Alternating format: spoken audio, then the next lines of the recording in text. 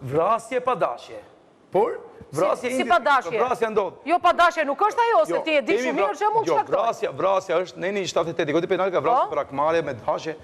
Vrasja 76, parashikon mënyrën se si mund të ndodh vrasja. Pra vrasja ndodh në mënyrë indirekte, pra ti duhet ta parashikoje pasojën. Ti e di që po të përdorësh telefonin, do ta shtypësh njeriu. Mund ta shtypësh njeriu. Është shumë e madhe që ti mund ta shtypësh njeriu. Kjo është vrasje. Dhe nuk ka nevojë ta kualifikosh si vepër penale në kodin penal, mjafton që oficeri ose prokurori ta çojë përpara gjykatës për një të parën si vrasje dhe mendoj që ka përtecur si vrasje. Pra kjo ka përtecur tamam si një vrasje. Sepse si ka thënë profesor Erioni, nuk ka rëndësi me çaj vret. Me armë, me thika po me gomë në makinës. Rëci ka që e vret, e oqen a jeta. Nëse ti e vret. Po, unë them që Gerardi ka mendim tjetër për këtë. Me dashje rregullat e qarkullimit rrugor, kjo është vrasje. Po, Gerardi. Janë shumë nenet kodit rrugor që po ti analizosh në detaje, pastaj i bie që ta klasifikojmë jo më kod rrugor, po kod penal me shkelje të aktin e ligjore të kodit rrugor. Shkelje të rregullave të qarkullimit rrugor me dashje, më përmend cilat janë ato nenet të kodit rrugor që e bin pasojën, po shkelje me dashje. Alkooli po për vrasje është. E thash alkooli dhe telefoni. Ajo është me dashje. Telefoni dhe alkooli, dy thash. Edhe kur ndashtore natyanash mund ngatrohesh.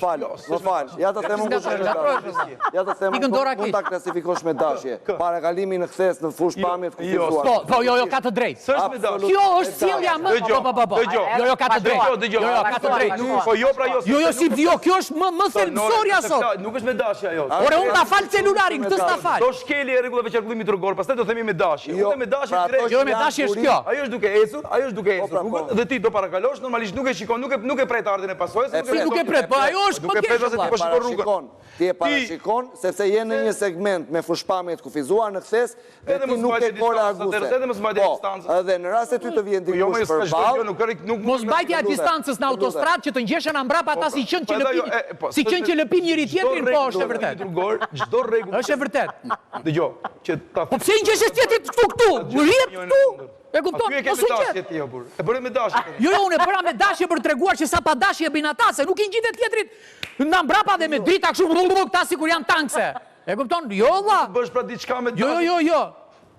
Ti mos e mbro këtë gjë. Sepse po themi, unë jam totalisht dakord me atë që the ti, sepse ti e pas ke kaluar eksperjenca dhe unë atë i thash në fillim pa ardhur juve që në shumë raste aksidentesh rrugore, nga analiza që ne bëjmë tregon që ai ka një humbje vëmendje drejtuesi i mjetit sepse nuk e përcakton dot ndryshe sjelljen që ai ka pas gjatë momentit të aksidentit. Pra do me duke analizuar dashje apo ka qenë pa dashje. Edhe një herë, jo, po flisja te pjesa e rëndësisë së përdorimit të celularit. Po do bëjmë ushqim për krimba, është me dashje, është pa dashje. Tani e kupton. Edhe ajo që thoni ju, që do me thënë ta klasifikosh vrasje, unë jam ta penalizosh, ne shqiptarët kemi një problem.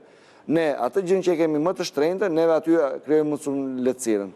Neve, me sa po kuptoj unë, patentën ne kemi shumë të rëndësishme. Atëherë ti sanksionoje me leje drejtimi, mos e futën burg.